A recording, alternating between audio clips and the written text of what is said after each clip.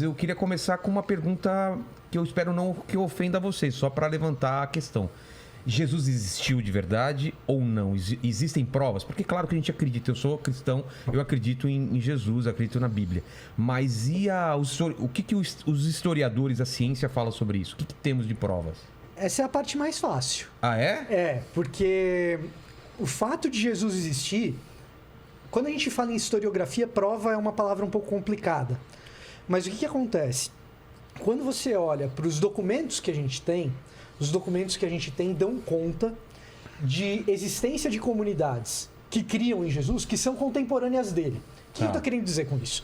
Você pega, por exemplo, os primeiros documentos que estão na Bíblia, os primeiros documentos em ordem de redação, que estão no Novo Testamento, melhor dizendo, são as cartas de Paulo. As cartas de Paulo, se você for pegar a primeira de todas, tem uma discussão se é a primeira Tessalonicense, se é Gálatas, mas assim, pessoal mais crítico, historiador mesmo, geralmente vai com 1 Tessalonicenses.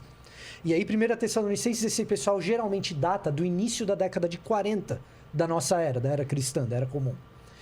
Início da década de 40 significa que lá no ano 40, Paulo já tinha passado por ali, já tinha plantado uma comunidade, a comunidade acreditava em Cristo, e era uma comunidade que tinha judeu perseguindo Paulo, indo atrás dele.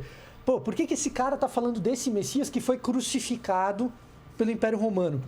Então você está falando do intervalo aí entre a morte de Jesus e a existência de uma comunidade com um número razoável de pessoas que acreditavam nessa história e que poderia ter sido persuadida a não acreditar nessa história com a seguinte frase: esse doido desse Paulo está falando de um cara que nunca existiu.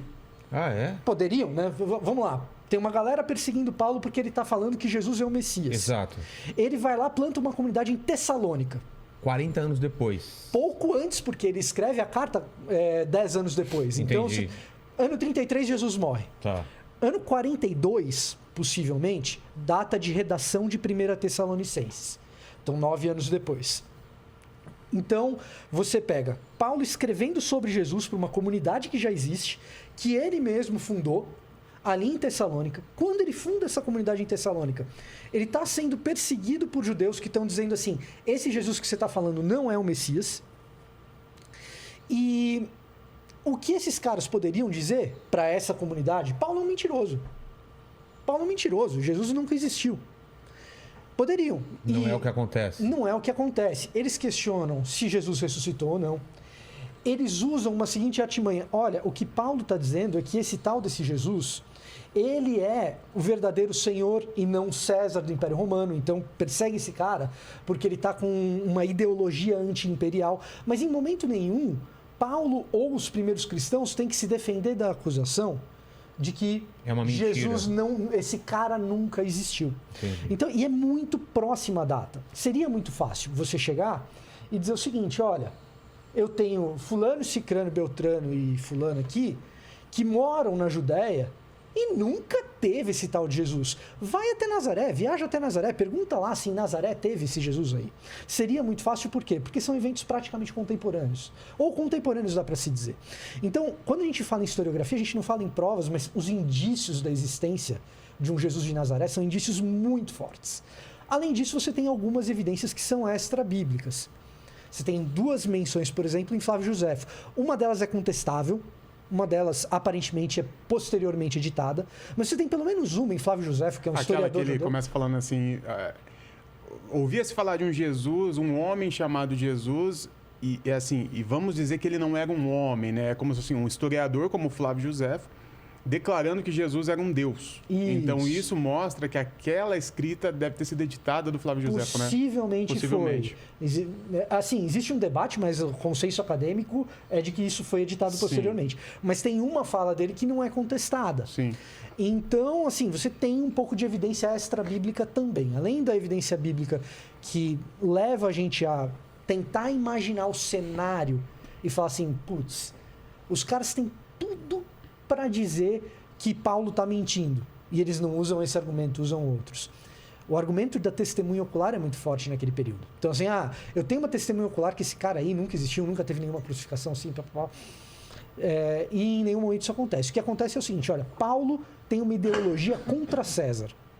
Então, persegue esse cara. E ele sai fugido de Tessalônica por causa disso. Entendi. Então, assim, quando a gente fala da existência de Jesus, por causa disso, por causa desses elementos, quando a gente fala de existência de Jesus, isso é consenso acadêmico. Historiador, ateu, independentemente de religião. Se você vai na SBL, Sociedade de Literatura Bíblica, que é a maior organização de acadêmicos dessa área, tem historiador, tem arqueólogo, tem teólogo também. Você vai lá e fala a respeito da existência de Jesus, todo mundo concorda.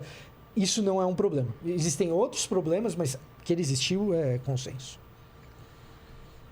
Há um consenso, há os controversos, né? Há umas teorias que dentro da academia são chamadas de teorias terraplanistas, né? De que Jesus não teria existido.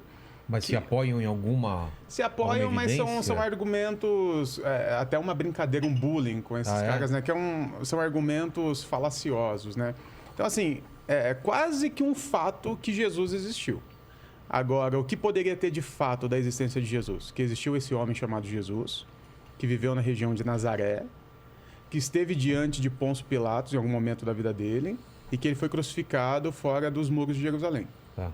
O que passar disso, dessas informações, aí já é um campo teológico e campo de fé. Então, há um consenso, mas as informações são muito reduzidas, muito reduzidas.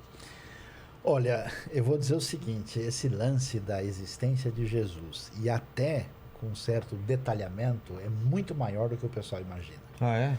Porque o que acontece é o seguinte, você tem uma cristandade que se desenvolve no ambiente europeu. Aí chega no contexto europeu, surge todo aquele lance mais iluminista, e especialmente a partir de um cara chamado Reimarus, é que o pessoal começou a dizer, não, esse lance de Jesus é uma criação religiosa, os caras falavam, não, existe um possível Jesus histórico e um negócio que é o Cristo da fé que o pessoal resolveu acreditar com o coração. Mas o que acontece? Essa galera levantou essas ideias com dois sentimentos no coração. Uma era profundamente anti-judaica, para ser mais direto, antissemita. E, em segundo lugar, não tinha arqueologia. A arqueologia surgiu ontem. Muito só recente. Começa no século XIX. Então, os caras, falando literalmente, estavam viajando na maionese, ou talvez no ketchup com mostarda, né? E aí... Viajando na uma coisa da época. Exatamente, não tem. Então, o que aconteceu? Quando a coisa caminhou, o pessoal não só tem essa citação do Flávio Josefo, que quando você pensa em precisão detalhista, tudo bem, você pode dizer essa coisa talvez sofreu algum... Mas assim, está constatando que existiu um indivíduo chamado Jesus. Você tem um cara que era totalmente anticristão chamado Luciano de Samota. Ele menciona Jesus. Ah, é? Você tem citação que só pode fazer sentido com a pessoa de Jesus na Mishnah hebraica, judaica, entre os judeus. Você tem a citação da carta de Plínio a Trajano, no início do 2º século. Então, você tem referências. E aí a questão fundamental, por que a galera chegou e falou, não, isso é papo furado? Porque eles falaram assim, olha lá, esse Novo Testamento, esse material que está aí, os caras só escreveram isso no 3º e 4º século. Isso era legal, o cara viajar, porque não tinha elemento concreto. Aí veio a arqueologia, aí chutou o pau da barraca.